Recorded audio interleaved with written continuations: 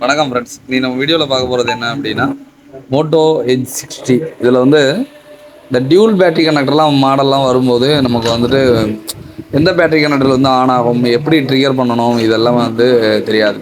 இந்த ரெண்டு battery connector பார்த்தீங்க அப்படின்னா டியூல் பேட்டரி கனெக்டரில் ஒரு பேட்டரி கனெக்டர் பார்த்தீங்க அப்படின்னா ப்ரைமரியாக இருக்கும், இன்னொரு பேட்டரி கனெக்டர் பார்த்தீங்க அப்படின்னா செகண்டரியாக இருக்கும். இப்போ வந்து நான் ஒரு பேட்டரி கனெக்டர் நான் போடுறேன், இது எனக்கு ப்ரைமரி செகண்டரியான்னு தெரில, நான் இன்னும் சர்க்யூட்லாம் பார்க்கல. அப்படிங்கும்போது நான் ஒரு பேட்டரி கனெக்டர் போட்டு நான் வந்து ஆன் பண்ணுறேன்.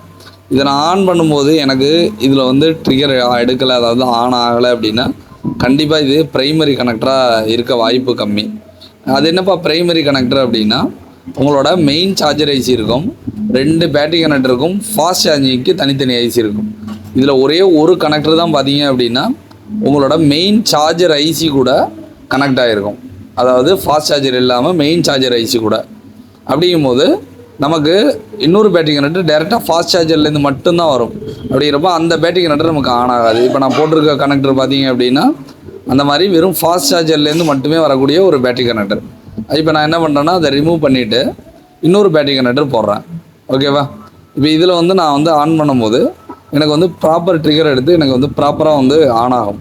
சரிங்க, இது வந்து இப்போ எனக்கு ஆன் ஆகுது, அப்போ இந்த ஒரு பேட்டரி கனெக்டர்லேயே நான் வந்து ஒர்க் பண்ணிடலாமா அப்படின்னா அதுவும் நீங்கள் பண்ண முடியாது. காரணம் என்ன அப்படின்னா உங்களோட பேட்டரியோட பர்சன்டேஜை இது வந்து ப்ராப்பராக ஷோ பண்ணாது. அப்படிங்கும்போது உங்களுக்கு ரெண்டு பேட்டரி கனெக்டருமே இருக்க வேண்டியது ரொம்ப ரொம்ப அவசியம். இப்போ நான் வந்து ஃபோனை ஆன் பண்ணிட்டேன், எனக்கு வந்து இந்த பேட்டரி கனெக்டரில் பர்ஃபெக்டாகவே ஆன் ஆகுது. ஆனால் பார்த்தீங்கன்னா உங்களுக்கு 10%, 15%, 20 அப்படின்னு சொல்லிட்டு ஏதாவது ஒரு பர்சன்டேஜ் மேலேயும் போகாது கீழேயும் போகாது. எவ்வளோ நேரம் சார்ஜ் போட்டாலும் அதே பர்சன்டேஜில் இருக்கும், சார்ஜ் டிஸ்சார்ஜ் ஆனாலும் அதிலே இருக்கும். அப்படிங்கும்போது பர்சன்டேஜை வந்து உங்களுக்கு கால்குலேட் பண்ணுற சர்க்யூட்ஸ் வந்து இது கூட இல்லை. இப்போ பார்த்தீங்க அப்படின்னா நான் வந்து ஒரு பேட்டரி கனெக்டர் போடவே இல்லை, இதை வந்து நீங்கள் வீடியோவில் பார்க்க முடியும். இன்னொரு பேட்டரி, ஒரே ஒரு பேட்டரி கனெக்டர் தான் இருக்குது. எனக்கு இப்போ வந்து ஃபோன் வந்து ஆன் ஆகுது, நான் சார்ஜ் மட்டும் போடுறேன். நீங்கள் பாருங்கள், இப்போ வந்து 4.2 இருக்குது, இந்த வந்து 10% காமிக்குதா. இப்போ 5 வச்சுட்டு நான் சார்ஜ் போடும்போது எனக்கு சார்ஜெல்லாம் ஏறுது. இங்கே இருங்க, நான் சார்ஜ் போடும்போது எனக்கு வந்து சார்ஜ் வந்து ஏறுது. எனக்கு வந்து 10% வந்து இதில் வந்து இருக்குது. இதில் வீடியோவில் சரியாக தெரியலை. ஸ்டார்டிங் இந்த வீடியோவில் நீங்கள் ஸ்டார்டிங் பார்த்துருப்பீங்க, இதில் வந்து எனக்கு வந்து 10% வந்து எனக்கு வந்து காமிக்குது. இப்போ மேலே பார்த்தீங்கன்னா தெரியும், எனக்கு இதில் வந்து 10% இருக்குது. ஆனால் பார்த்தீங்கன்னா இதோட ஒரிஜினல் பர்சன்டேஜுங்கிறது கிட்டத்தட்ட 95%. இதில் வந்து சார்ஜ் வந்து ஃபுல்லாகவே இருக்குது. அப்போ ஏங்க எனக்கு வந்து 10 காமிக்குது அப்படின்னா, எனக்கு வந்து செகண்டரி பேட்டரி கனெக்டரை நான் வந்து போடவே இல்லை, ப்ரைமரி மட்டும் போட்டு ஆன் பண்ணியிருக்கேன். ஃபோன்லாம் ஆன் ஆகுது, ஆனால் எனக்கு பர்சன்டேஜுங்கிறது எனக்கு காமிக்கவே இல்லை. அப்படிங்கும்போது உங்களுக்கு ரெண்டு பேட்டரி கனெக்டரும் ப்ராப்பராக லாக் ஆகலை, ஒரு பேட்டரி கனெக்டர் லூஸ் ஆகிடுச்சு அப்படின்னா நமக்கு பார்த்திங்கன்னா நமக்கு கண்டிப்பாக பேட்டரி ட்ரிகருங்கிறது, அதாவது பர்சன்டேஜுங்கிறது நமக்கு வந்து சரியாக காமிக்காது. இப்போ பார்த்தீங்கன்னா நமக்கு ரெண்டு பேட்டரி கனெக்டர் நான் போட்டுட்டேன்.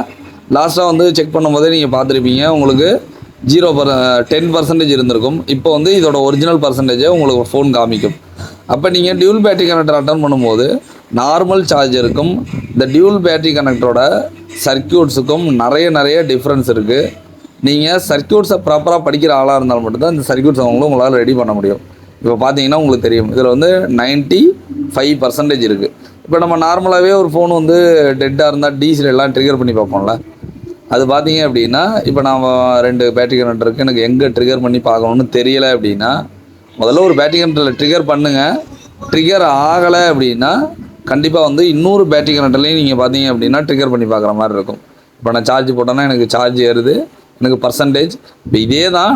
கொஞ்சம் நேரத்துக்கு முன்னாடி 10ன்னு காமிச்சது, இப்போ ஏன் 95ன்னு காமிக்குதுன்னா ரெண்டு பேட்டரி கனெக்டர் போட்டுட்டீங்க, இதோட ஃபியூல் கேஜ் வந்து ஆக்டிவேட் ஆகிட்டு அதனால் பார்த்தீங்க அப்படின்னா நமக்கு வந்து 95% வந்து காமிக்குது ஒரு ஒரிஜினல். இப்போ இதில் டிசியில் எப்படி ட்ரிகர் பண்ணுறது அப்படின்னா, இப்போ ஒரு பேட்டரி கனெக்டரில் நம்ம ட்ரிகர் பண்ணுறோம், ஆகலை அப்படின்னா இன்னொரு பேட்டரி கனெக்டரில் வச்சு ட்ரிகர் பண்ணுங்கள். ஏன்னா நமக்கும் பார்த்தீங்க அப்படின்னா இது லெஃப்ட் சைடு தான் இருக்குமா ரைட் சைடு தான் இருக்குமா இதெல்லாம் டிஃப்ரென்ஸ் வச்சு நம்ம கண்டுபிடிக்க முடியாது. எந்த பேட்டரி கனெக்டர் ட்ரிகர் ஆகும்னு சொல்லிட்டு நீங்கள் வந்து ட்ரிகர் பண்ணால் தான் எவ்வளோங்க வைக்கிறது அப்படின்னு கேட்குறாங்க. டியூல் பேட்டரியில் 4 வோல்ட்டும் இருக்குது, 8 வோல்ட் பேட்டரியும் இருக்குது. ரெட்மியில் பார்த்துருக்கேன் நான் 7.64 ஏதோ சம்திங்கில் ஒரு பேட்டரி பார்த்துருக்கேன். ஆனால் மேக்ஸிமம் எல்லாமே 4 வோல்ட் பேட்டரி தாங்க. அதனால் என்னென்னா நீங்கள் 3.7லேருந்து 4.2 நம்ம பிபிஹெச்சோட வோல்டேஜை வச்சு நீங்கள் ட்ரிகர் பண்ணலாம். இப்போ இதில் பார்க்குறேன் எனக்கு வந்து ட்ரிகர் ஆகலை. இந்த ஃபஸ்ட்டு பேட்டரி கனெக்டரில் பார்த்தீங்க அப்படின்னா எனக்கு எந்த வித ட்ரிகரும் நமக்கு வந்து எடுக்கலை. அதேமாரி 2 பேட்டரி கனெக்டரும் ப்ராப்பராக வந்து லாக் ஆகணும். இல்லை அப்படின்னா இதில் லோகோ தான் வரும். டிசியில் வந்து இந்த மாதிரி செட்டு வந்து ஆன் ஆகிறது கிடையாது. சரியா? அதுவும் வந்து ஒரு செட்டு வந்து டிசியில் ஆன் ஆகுமா இல்லையானா ஒரு ஒர்க்கிங் செட்டை நீங்கள் வச்சு பார்த்தா மட்டும்தான் தெரியும். இப்போ பார்த்தீங்கன்னா இந்த பேட்டரி கனெக்டரில் வைக்கிறேன். நமக்கு பார்த்தீங்கன்னா இதில் சார்ஜிங் லோகோ மட்டும் வந்துட்டு போகும். உங்களுக்கும் பார்த்தீங்க அப்படின்னா இந்த மாதிரி டீப் சிப் லெவல் ட்ரைனிங் வேணும் அப்படின்னா ஸ்க்ரீனில் இருக்கிற மாதிரி காண்டாக்ட் பண்ணுங்கள். நம்ம வந்து பேசிக்லேருந்து அட்வான்ஸ் வரைக்கும் நம்ம வந்து ட்ரெயின் பண்ணிக்கிட்டு இருக்கோம். நம்ம இன்ஸ்டியூட் பார்த்தீங்கன்னா சென்னை தாம்பரத்தில் இருக்குது. இப்போ பார்த்தீங்கன்னா நான் வந்து மெயின் பேட்டரி கனெக்டரில் வச்சுட்டு நான் வந்து ட்ரிகர் பண்ணுறேன். எனக்கு ட்ரிகர் பண்ணும்போது எனக்கு மோட்டோன்னு லோகோ மட்டும் வந்துட்டு சடனாக ஆஃப் ஆகிடுது. இந்த வீடியோ பிடிச்சிருந்தால் லைக் பண்ணி கமெண்ட் பண்ணுங்கள். Thanks friends.